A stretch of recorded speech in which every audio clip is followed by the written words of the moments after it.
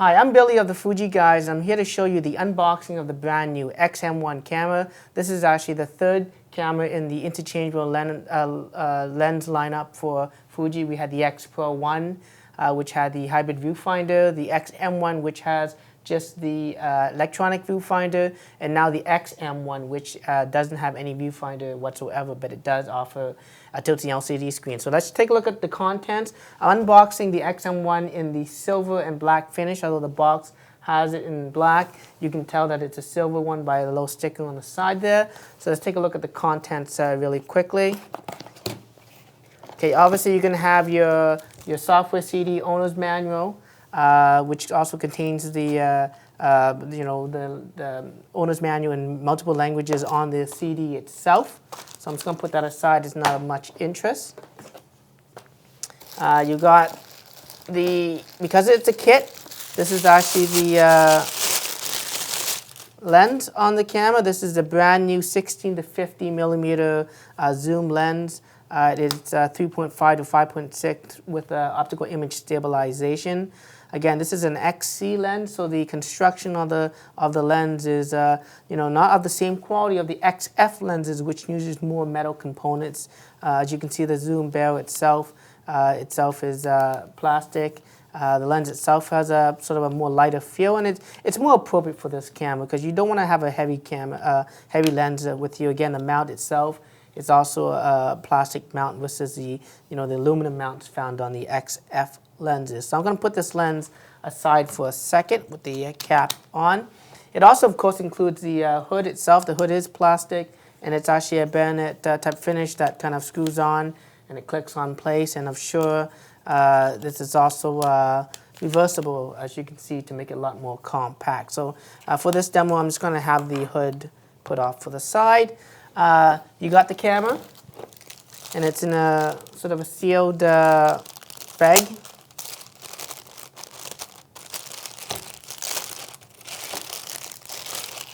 Okay, and of course you got the two-tone X-M1. Again, you got the body cap, which reveals, of course, the APS-C X-Trans CMOS sensor. A very good sensor technology that offers incredible image quality, incredible sharpness. That's just a look at the brand new camera itself. You can see it's brand spanking new.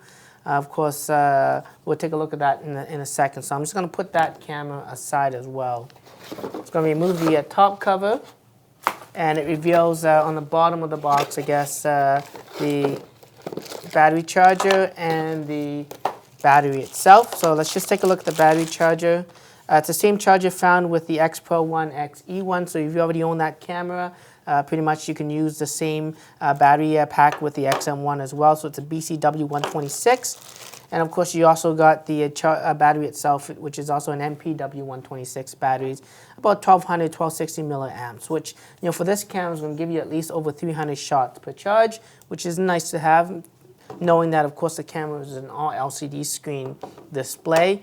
In the box itself as well, you will have two other contents. So I'm just going to put the box aside now, get it out of the way a little bit.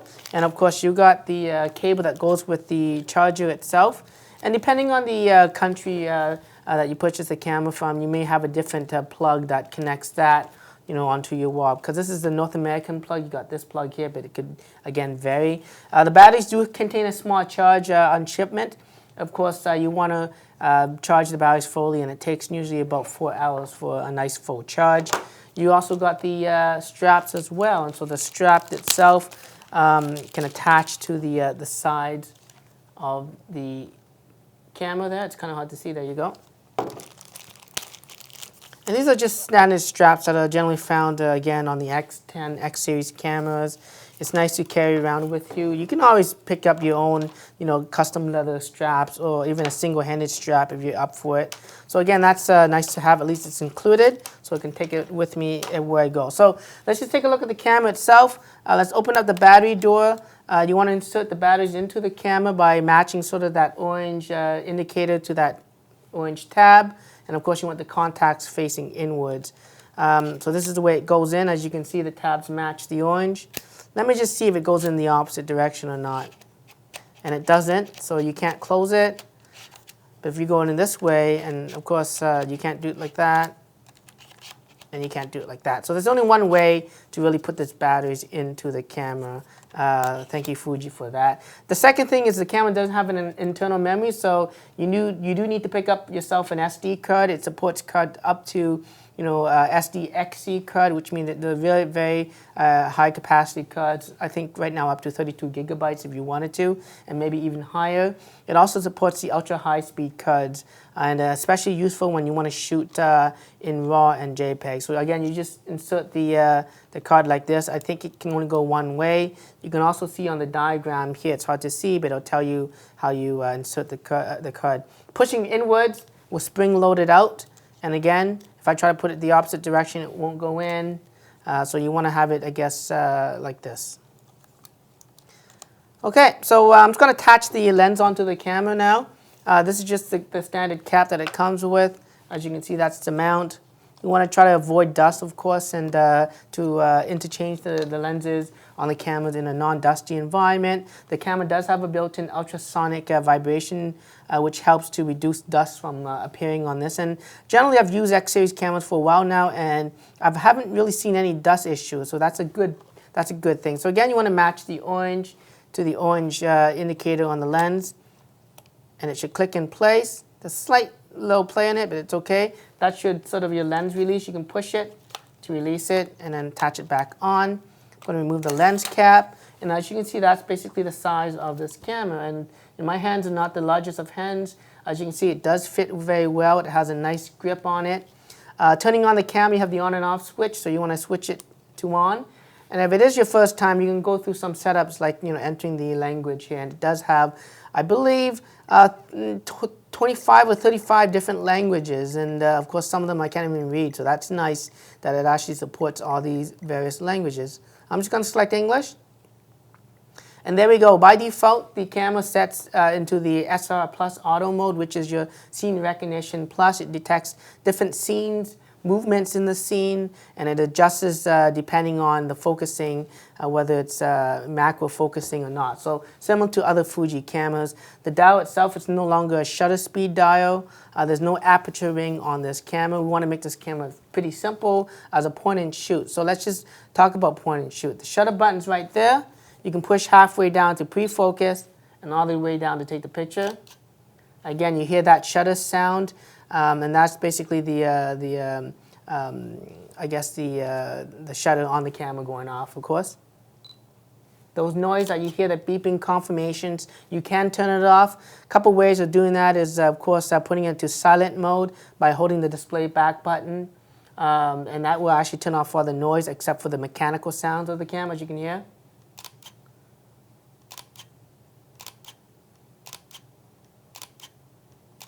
Okay. And of course, silent mode, the flash is not going to work. So you want to disable the silent mode by holding the display back again. This is your directional pads. You can navigate through the different images. So to playback, you push playback. And then now you can navigate through the various images by using this kind of command dial, as you can, control pad, as you can see. You can also hold it down and you go really fast. You also have a secondary this command dial on the top here, and you can rotate that to zoom in on the image or zoom out. As you can see, you can push the back button to go back out. You can push the command dial inwards, and it jumps into the full zoom, as you can see.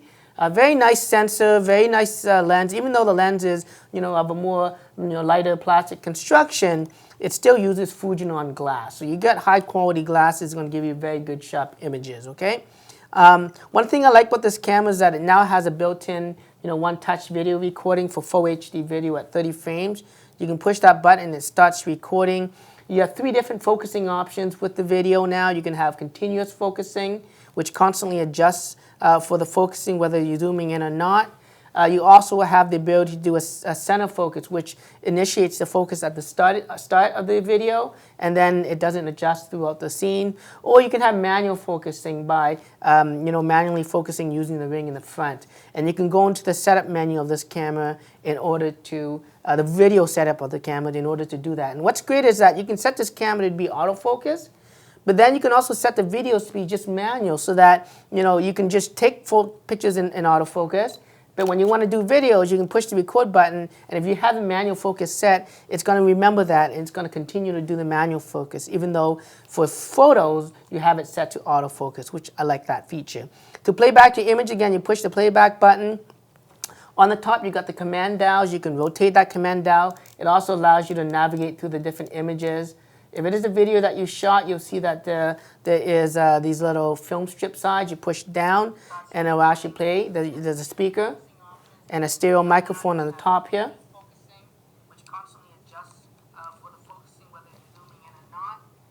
As you can see there, you can also play it, and you can actually pause it, and you can actually fast forward by frames. You can even rotate this to fast forward by frames if you wanted to as well. You can hold it down to make it go faster, or you can continue to play it, or you can just stop it. So that's just a look at that. To delete images and videos, you push upwards on the directional pad. You can delete one selected or all images. You can delete that current image. I can do that. Push OK again, it deletes the image. It goes to the next image. If you don't want to delete it, push the display back button. If you want to delete multiple images, again, you can go by pushing up, selecting maybe select multiple frames, using directional pad to navigate, push OK to choose the ones that you want to delete, push the back display button, and then confirm that you want to delete 2 of the images. Of course, you can also go into the menu and select erase as well. The camera has a Q button, similar to the X series, where you can control some of the scenes. Depending on your modes, you may not be able to shoot, may not be able to select all the settings, okay? So that's just a quick starting on how to turn on and off, take photos, zoom in, zoom out, because it's the zoom lens. If it's a prime lens you have, of course, you don't have the zoom options. The camera has some manual controls, of course. Of course, you don't have aperture rings or shutter speed dials. So in the shutter priority mode, you can control the command dial here to adjust the shutter speeds. Or you can set it to the aperture priority mode and use the command dials to adjust the aperture instead, as you can see here. So you can do it in I guess 1/3 increments, as you can see through this setting. In full manual, that's where you then use basically the top dial here to adjust your shutter speeds, and you can adjust your apertures using this dial. And I believe if you click in, or maybe not, so this is purely the aperture, and then this is purely the shutter speeds. In any other modes, ASP, this becomes your exposure compensation, and then you can actually adjust overexpose or underexpose the scene, as you can see right there.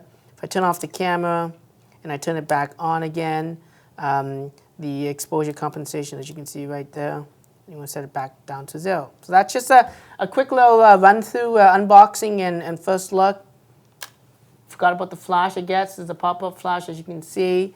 It has intelligent flash on it, unlike the X-E1 X Pro one. So when I take pictures, even though generally you get washed out images, you won't with this intelligent flash. It actually fires one pre-flash, then it fires 2 secondary flashes that trail with the shutter to give you sort of a nice ambient look to the image, so that if you're taking close-up shots, let me see that there, you're not going to get a washed out image, okay?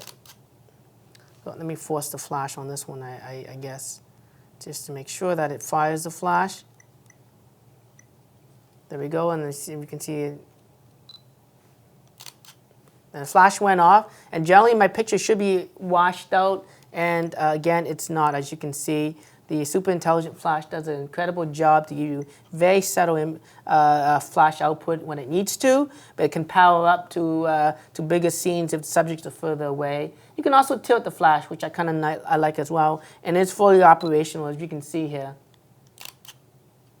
That flash does flyer. It also has a commander mode, so if you want it to fire just a single flash to trigger another flash optically, you can actually do that as well. There's different scenes on this, but again, this is just an unboxing and getting started, where you get the batteries, get how to take photos, how to zoom, how to manual focus. But again, don't forget to subscribe to my channel and to follow me on Twitter as I do more videos on this camera and show you some of the ins and outs, especially in the top features. Until then, I'm Billy, one of the Fuji Guys.